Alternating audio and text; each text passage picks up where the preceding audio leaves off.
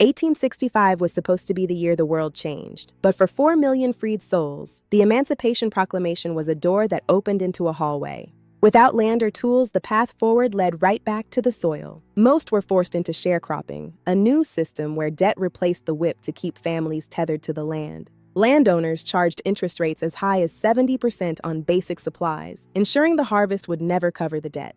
Through the plantation commissary, families were trapped in a cycle of debt peonage that lasted for generations. State laws even prohibited workers from leaving the land until these impossible debts were paid in full. As the Industrial Revolution ignited, Southern landowners looked abroad to drive down the cost of labor. Thousands of Chinese and European immigrants were recruited, often living in the very slave quarters just vacated. Meanwhile, Black families were funneled into purposeful communities, company towns built around industrial centers. Housing, rations, and even information were controlled by the employer in these model utopias. It was a system of corporate paternalism designed to exert total control over every aspect of a worker's life.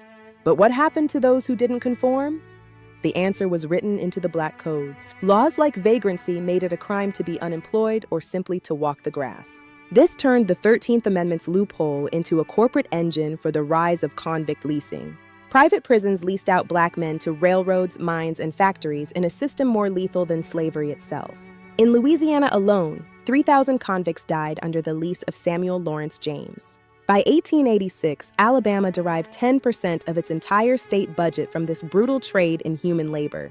By the end of World War II, this hierarchy had become the new norm for American society. As the 1950s arrived, white Americans celebrated a golden age of suburban expansion, fueled by federal mortgages.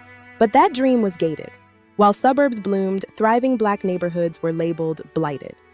Planners like Robert Moses used highway projects to systematically dismantle Black communities. Neighborhoods like Miami's Overtown and St. Paul's Rondo were bulldozed to make room for progress. By the time the decade ended, the foundations of Reconstruction had been razed to the ground. We still measure the weight of that redesigned freedom in the wealth gaps of today.